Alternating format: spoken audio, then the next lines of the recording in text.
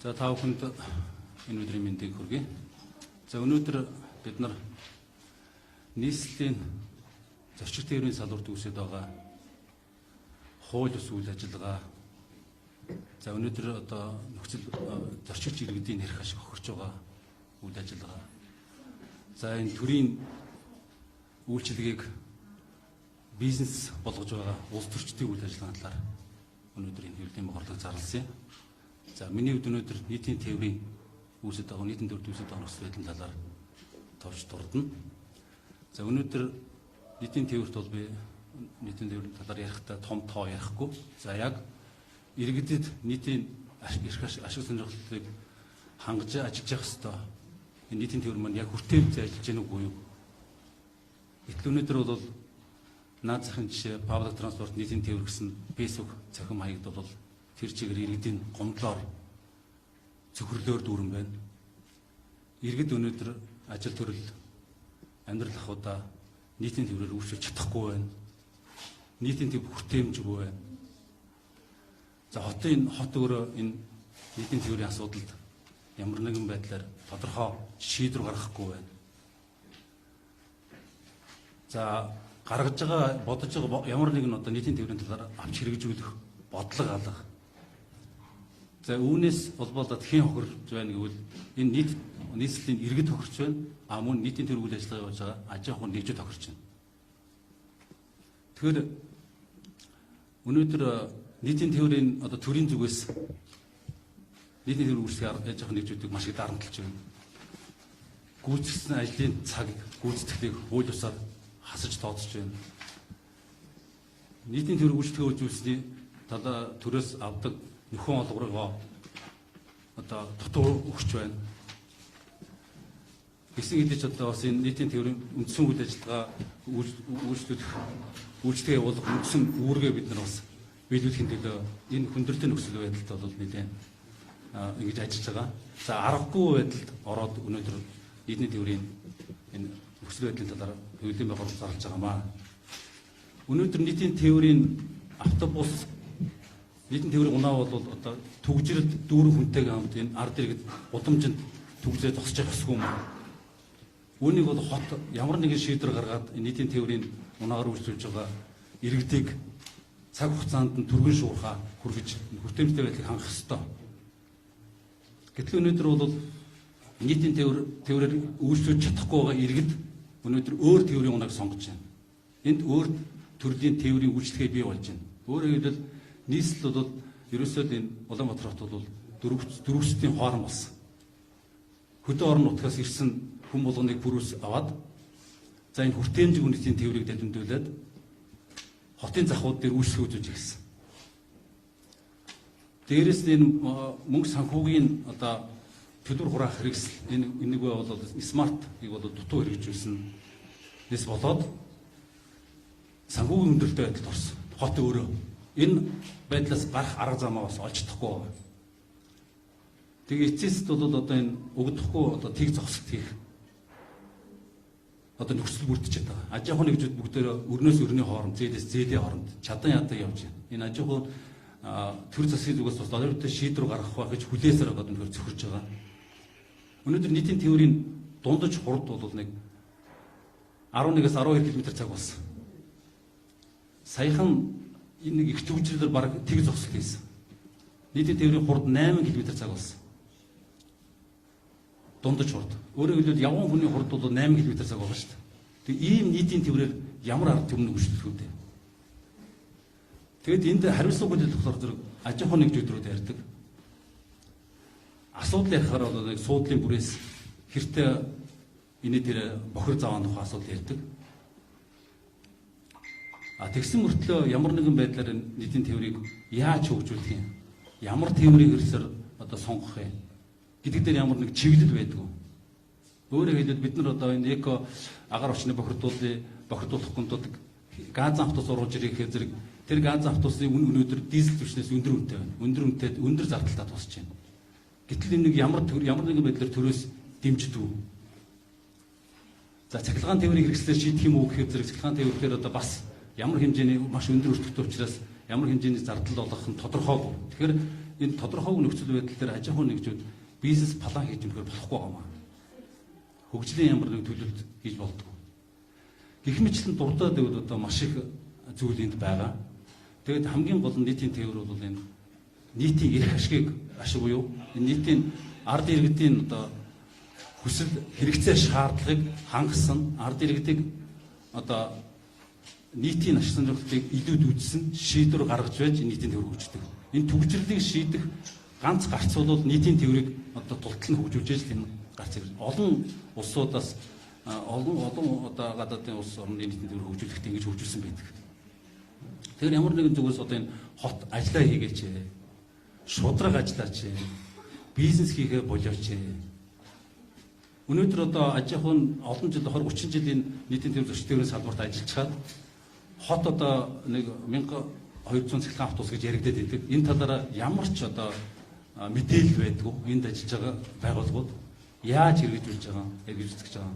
Энэ албан байгууллагууд ер нь цаашид бизнес болон ажил төрлөө яаж зохицуулж явах юм. Энэ нь ойлгомжтой байдаг.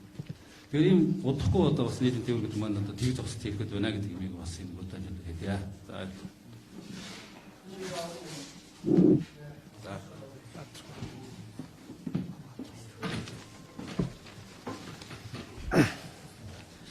За намайг сайн байцгаана уу? Миний мэндийг хүргэе. Намайг Баяр Хунаа гэдэг Активбус компани ерөнхий захирал ажилладаг. Тэгээд өнөөдөр нийтийн тээвэрт үүсээд байгаа нөхцөл байдлын тэгээд нийтийн тээвэрт яг ямар байдал юу үүсээд яагаад энэ асуудлыг яриад байна вэ гэхээр ярихгүй байхаас өөр аргагүй энэ асуудлаар маш олон удаа олон байгууллагууд, удирдах байгууллагуудад хандсан. Тэгээ миний ярих гэж байгаа сэдв асуудал бол өнөөдөр нийслэлийн иргэд ялангуяа одоо нийслэлийн тээврээр зорчиж байгаа амьдралын боломжгүй юм уу, боломжтой юм уу, өндөр настай хүүхэд бүх хүмүүс баталгаагүй нийтийн тээврээр зорчиж байна. Тэгээ энэ юмыг баталгаатай болгооч. Хотын дарга нийслэлийн тээврийг хөгжүүлээч, нийслэлийн тээврээр битгий бизнес хийгээч гэдэг асуудлыг энэ амар сайхан гэж хүнд албан тоотоор энэ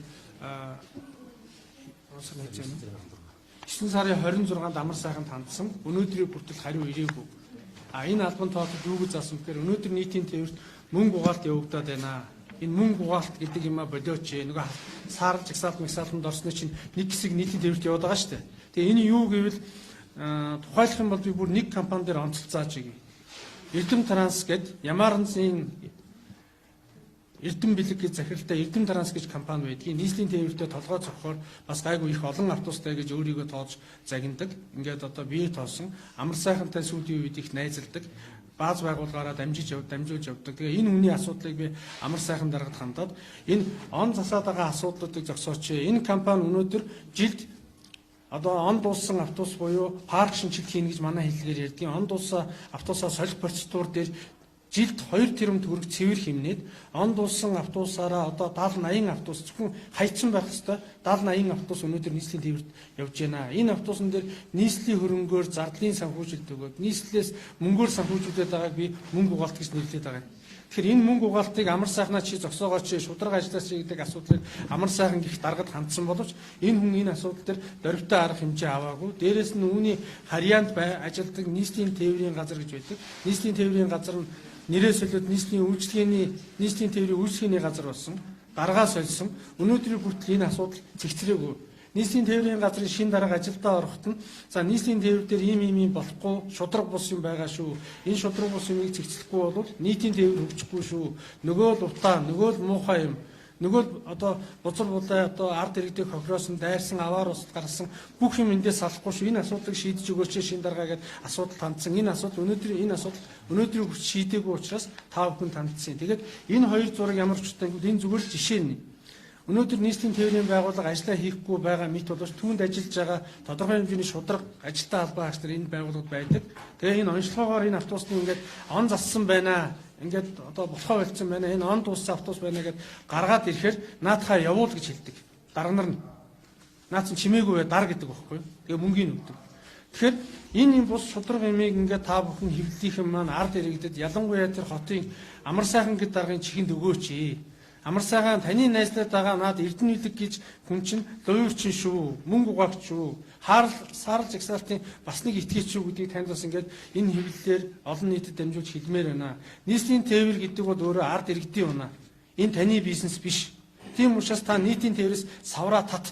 Нийтийн тээврийг голдрлоор нь хөгжүүлэхийн тулд та ямар арга хэмжээ авах вэ гэвэл нийтийн тээврийн компаниудаа хотын дарга болсноос хойш нэг өдөр дуудаж загнаад тэрийг өөрийнхөө UBS юм уу өөрийнхөө хэвлэлийн төлөөлөгчөөр дамжуул сайн сайхан юм болгож ард иргэд нийслэлийн тээврийн компаниудыг ажиллаа хийхийг шаардлаа гэж рекламдах биш. Нийслэлийн тээврийн компаниудын зовлон жаргалыг сонсоод нийслэлийн тээврээ хөгжүүлэх ямар гарц гаргалгаа байна тэрийг нь сонсоод энэ дээр ингээд системтэй ажиллаж иж нийтийн тээвэр хөгжин, хот хөгжин, улс хөгждөг болохоос таны өнөөдрийн яриад байгаа энэ их попер одоо энэ налахын замаан дээр ингийн тэгин хүний ажлыг хүнд будааж янз бүрийн энэ үйл ажиллагаа чинь бүтэхгүй шүү амар сайхан дараа. Тийм учраас надад бүх нотлогоо чинь байгаа. Энэ таны яваад байгаа энэ ажил буруу шүү. Танд эр хүний ёсоор бас эргэн хүний ёсоор таныг алдаатай буруу хүнтэй найзлаа шүү гэдгийг танд би мэдээллийнхээ шугамар таныг өгсөн боловч та энийг үл тоосон юм а. Энийг бас ингээд сэтгүүлч харуулъя. Энэ дээр бүх юм иргэнийхээ хувьд өгсөн, компанийнхаа хувьд өгсөн Улаанбаатар цэг юм нэгэд нийслэлийн сайдд би хандсан.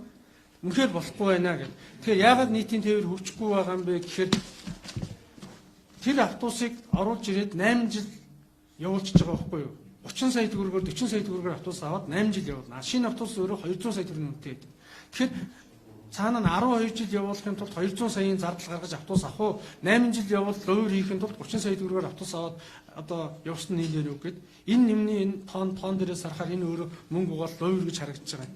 Тэгэхээр энэ нэмийг бас таслан зогсоох цаг нь болсон учраас сэтгүүлч та бүхнийг ингээд одоо нийтийн төр үнэхээр болохоо болцсон юм байна. Ийм муухай юм байдаг юм байна гэдэг үнэн бодит талаас нь бас олон нийтэд бусад энэ одоо хүрх ёстой хүмүүст нь хүргэж өгөөсэй гэдгийг бас хүсэж байгаа. Тэгээд одоо хот хооронд дээр гэхэд сургуулийн хүүхдийн автобус тэр чигээрээ он засцсан.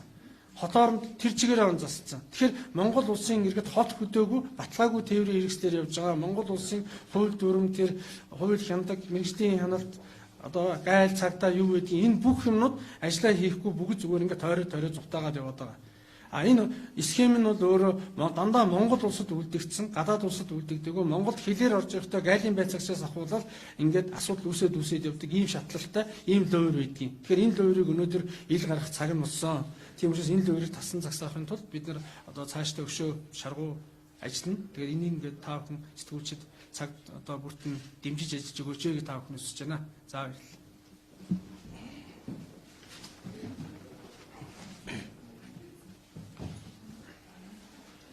За үндэсний аж үйлдвэрийн зөвлөлийн гишүүн Гэрэл Чулуун байна.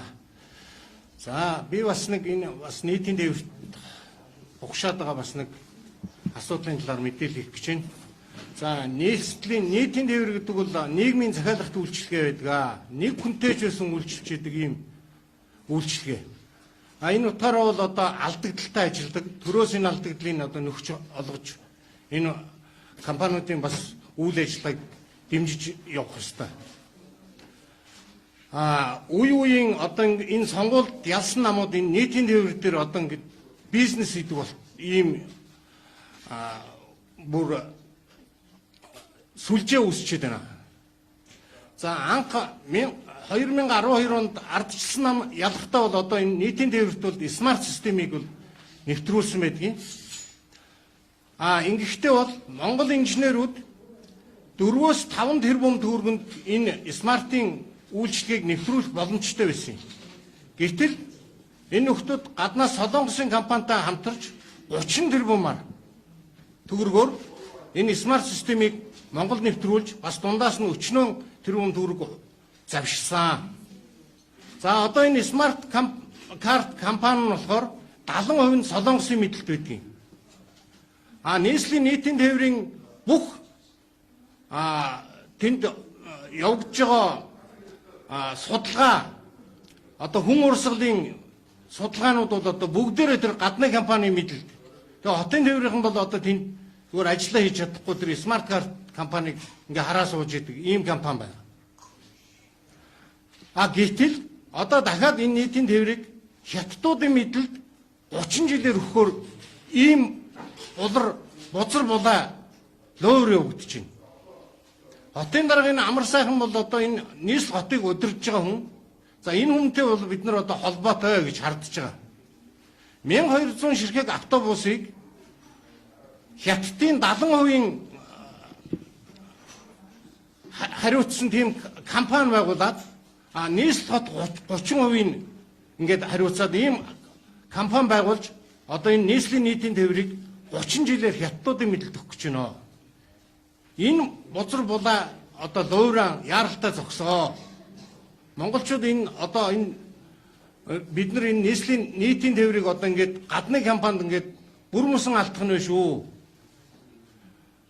За энэ талаар бол бид нар одоо нийслэлийн захирагч энэ амар сайхантай уулзах гад 4 удаа хүсэлт өгсөн байна. Монголын үндэсний аж үйлдвэрлэлийн зөвлөлөөс.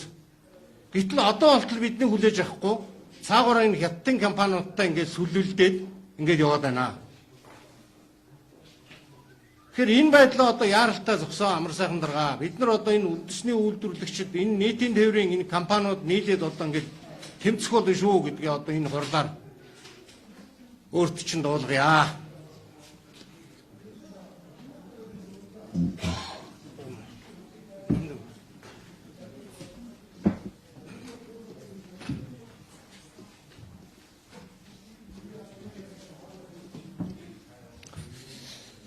За сайн бацхан уу та бүхэн өдрийн мэндийг хүргэе. Үндэсний аж үйлдвэрийн зөвлөлийн гишүүн Нямдын мэрлэгч хүн байна.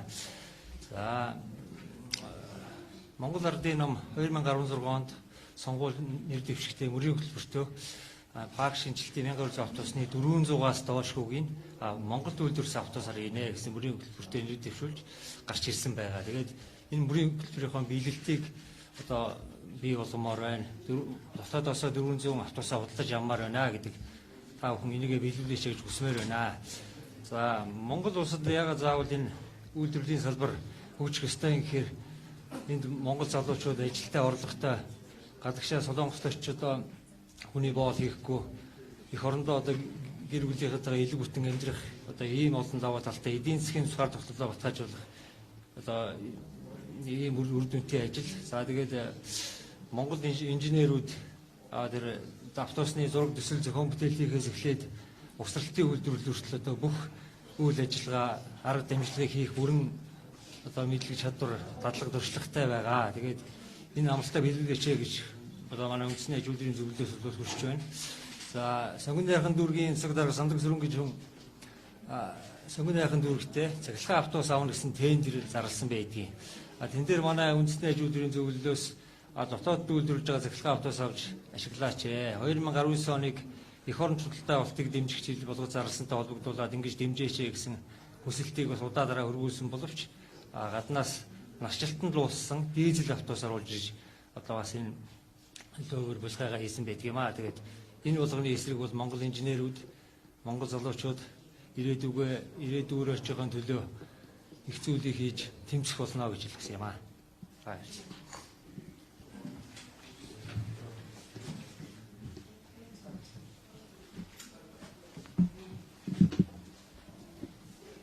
За сайн бацхан уу. Үндэсний аж үйлдвэрийн зөвлөлийн гишүүн Ууган Баяр гэж хүн байна. За би өнөөдөр юуны Хятадаас оруулж ирж байгаа 1200 автобусны талаар зүйл ярих гэж байгаа. Энэ маань яаж байгаа гэхээр одоо энэ парк шинжилтийн ирээдлэр 1200 автобус оруулж ирнэ гэж байгаа. Энэ автобус маань болохоор Хятадаас оруулж ирж байгаа автобус маань болохоор 711 сая төгрөг. Монголд үйлдвэрлэж байгаа, угсарч байгаа энэ Монгол инженерүүдийн гараар бүтэж Монгол залуучуудын бий болгож байгаа энэ автобус маань болохоор 490 сая төгрөгөөр орж ирнэ гэж байгаа. Тэгэд зарим хүмүүст болохоор юм буруу ташаа ойлголтыг өгөөд байна л да. Энэ болохоор Хятадаас ялгаагүй оруулж ирээ зөвхөн Хятадын ямиг Хятад араан дээр угсраад байна гэдэг ийм ойлголтыг бас иргэдэд бас буруу ташаа мэдээлэл өгж байна. Энэ бол Монгол инженерүүдийн зураг төслийн гаргаж хийж байгаа юм автобус байгаа. Энэ зарим нь бол үйлдвэрлэлээ өгдөж байгаа. Шилийн болон Боингийн Монголд үйлдвэрлэж байна те. Тэгэд энэ дээр одоо юу ярих гэдэг юм бэ гэхээр энэ 1200 автобусаа Хятадаас авч нийслэлийн нийтийн тээврийн 70%-ийг Хятадд эзэмшүүлэх гээд байна. Энэний эсрэг бас залуучууд босч нэгдэж тэмцэх ёстой. Яагаад гэвэл энэ дээр үндэсний аюулгүй байдал гэдэг зүйл одоо алдагдах гээд байна те. Үндэсний аюулгүй байдал алдагдах гээд байна. Тэгээд дээрээс нь 1200 автобус үйлдвэрлэгдснээр Монголд машин үйлдвэрлэж байгаа 5 компани байгаа. Машин автобус үйлдвэрлэдэг. Энэ бүгдээрээ хүчээ нэгтгэхэд автобус үйлдвэрлэе. Хүмүүст иргэдэд өгж байгаа тэр одоо төр засгаас өгж байгаа мэдээлэл нь буруу ташаа мэдээлэл нь болохоор ерөөсө жилд 20 автобус үйлдвэрлэх чадвартай гэсэн тийм мэдээлэл өгöd байгаа байхгүй. Энэ дээр болохоор манай Монголын үндэсний 5 үйлдвэр маань нэгдээд ингээд хийх юм бол нэг үйлдвэр маань ихэд 200 ажлын байр шинээр бий болгоод нийтдээ 1000 ажлын байр бий болох гэдэг байгаа. Энэ 1000 ажлын байр маань яг хөглөөр сая 600 мянган төгрөгийн дундаж цалинтай 1000 хүн ажиллуулах гэдэг байна. Тэгээ энэ автобус үйлдвэрлэгчний давуу тал нь юу гэхээр автобусны ашигын 70% нь улсдаа шингэж авах гэдэг байна. Зүгээр хятадаас оруулж ирсэн автобус бол магадгүй 10 жилийн дараа зүгээр нисэх болоод өвтөн тий. Тэгэхэд энэ үйлдвэрийг байгуулснаар 1000 хүн залуучууд ажлын байрт болно, 1000 хүний ард хичнээн хүүхэд гэрэн дулаан гидсэн цадгалан хонох гэдгийг бас төр цагшин бодолч үзэхгүй байна. Дээрээс нь тэр одоо нийтийн төвөөр алдагдaltaй ажиллаад байна гэдэг одоо тийм шум явуулаад байгаа. Яг ясам дээр алдагдaltaй ажиллаж байгаа, ашигтай ажиллаж байгаагаа улс өөрөө мэдэхгүй байгаа шүү дээ. Тэр нөгөө нэг смарт карт гэдэг юмыг 70% солонгосчууд эзэмшүүлсэн, нөгөөдүүд нь мэдээлэл нөхгүй болохоор яаж мэдэх юм? Тэгэхээр энэ шиг одоо ингээл 70 нийслэлийн тээврийн 70%-ийг хятадд эзэмшүүлэхээр нийслэл өөрөө ямар ашиг болох юм? Улс яаж хөгжих юм бэ? Энэ талаар бас залуучууд бас нэгдэж тэмцэх хэрэгтэй байна гэж бас би бас хэлмээр байна. Тэгээд бас одоо залуучууд бидний одоо оруулж одоо сошиал медиа дээр оруулж байгаа одоо фэйсбүүкээр оруулж байгаа мэдээллүүдийг хараад яг үнэхээр ингээ үнэн зөв юм мэдээлэл явуулж хахад худлаа гэж цаанаас нь одоо фэйсбүүк устгах асуудал бас их явагдаж байна. Би ихэд л одоо өнгөрсөн жил одоо энэ баяр цогт түүний талаар мэдээлэл тавиад 47 мянган дагагчтай фэйсбүүкээ алдсан. Бүр сошиал медиа ертөнцөөс ингээ орос руугүй альцсан. Сая ихэд одоо миний фэйсбүүкийг бас хаагаа ичлаа. Тэгэхээр одоо ингээ залуучуудаа үз бодлоо илэрхийлж залуучуудаа бас битгий ингэж авчиж боогооч. Тэгээ дээрээс нь энэ 1200 автобусаа хятадаас биш Монголоос аваач. Энэ 5 компаниудад энэ автобусаа үйлдвэрлэх юм бол жилд 650 автобус үйлдвэрлэнэ. 2 жилийн дотор энэ парк шинжилгээ гэдэг юм чинь 100% хийгдэнэ. 1200 автобус 2 жилийн дараа хэд бүгд бэлэн болж гарч ирэх боломжтой. Дээрээс нь 1000 ажлын байр бий болно. Энийг дагаад жижиг дунд үйлдвэрлэлүүд хөгжинэ гэдгийг бас хэлмээр байна. Тэгээд бас энэ автобусны маань ерөнхийдөө ихэнх хэсгийг бол ерөөсөө Монголдо үйлдвэрлэж байгаа шүү. Тал хувь нь бол яг угсарч байгаа. Үйлдвэрлэлийг бол бас нэлээд юм хийж байгаа. Шилийг тэр дулаалгыг тэр сандлыг те бүгдийг Монголд үйлдвэрлэж байна. Тэгээд дээрээс нь жилд одоо нийслэлийн удирдлага болонд манай засаг захиргаа маань бас ингэж хитрхи ашиг харж хитрхи өөрсдөө битгий бодооч. Ард иргэдээ бодооч. Үлдэж байгаа хойч үе бодооч. Одоо ингээ залуучууд бас бүгдээрээ нэгдэж бас энэ нийтийн тээврээ аврахын тулд те бас бүгдээрээ тэмцмээр байна гэдгийг бас уриалмаар байна. Тэгээд одоо шаардлагатай үйл одоо бүхэл шатны тэмцлийг бол хийхэд бэлэн байна. Тэгээд энэ хамгийн гол нь 1200 автобусаар парк шинжилнэ гэдэг нэрийдлэр хятадын компанид 70% эзэмшүүлэх гээд байна. Энэний эсрэг бүгдээрээ тэмцэцгээе. Тэр смарт карт гэдэг юмыг оруулж ирээд 70% солонгосчууд эзэмшүүлчихэд өнөөдөр ашиггүй ажиллаж байна гэж яриад байгаа. Тэр ашиггүй ажиллаж байгаа яаж нотолж байгаа. Тэр солонгос компани ч тэр хэдэн хүн үйлчлүүлж байгаа, хэдэн Монголд хичнээн автобус явж байгаа, хэдэн тэр нэг автобусанд хэдэн хүн үйлчлүүлж байгаа гэдэг мэдээлэл чинь тэр солонгос компани ч өгч байгаа юм уу? Тэр смарт карт ч өгч байгаа юм уу гэдгийг бас хэлмээр байна. Тэр Монгол инженерүүд нь 4.5 тэрбум төгрөгөөр хийгээд өгөө, суйрлуулад өгье гэж хад үгүйгээд заавал тэр солонгосчуудаас тэр 30 тэрбум төгрөгөөр хийлгэж 4-5 дахин их мөнгөөр хийлгэх нь бас ямар учиртай юм бэ? Дээрээс нь Монгол инженерүүдийнх нь хийж бүтээж байгаа энэ автобус нь 495 сая төгрөгөөр гарах боломжтой гэж байна. Ягаад 711 сая төгрөгөөр концесс нэрээр тэр хятадд 70% эзэмшүүлэх гэдэг юм бэ? Энэ талаараа бас тодорхой хэмжээний бас хэвлэл мэдээлэлээр бас нийтэд бас мэдэгдмээр байна гэж бас хэлмээр байна. Тэгээд ерөнхийдөө бол ярих асуудал маань ерөнхийдөө юм байна. Тэгээд одоо энэ автобусыг захиаснаар ажлын байр нэмэгдэн дээрээс нь автобусны нийт өртгийн 70% нь улсдаа шингэнэ. Ажилчдын нийгмийн даатгал гэж энэ төргээл явхад ингээ 70% нь улсдаа шингэхээр юм. Ягаад улсдаа ямар ч шингэх шаардлагагүй 10 жилийн дараа сэг болж хэвтэх тийм автобусыг хятадаас оруулж ирэх гэдэг байгаа гэдэг талаар нь бас энэ амар сайхан гэдэг хүнээс бас тодорхой хэмжээний мэдээлэл авмаар байна. За баярлалаа.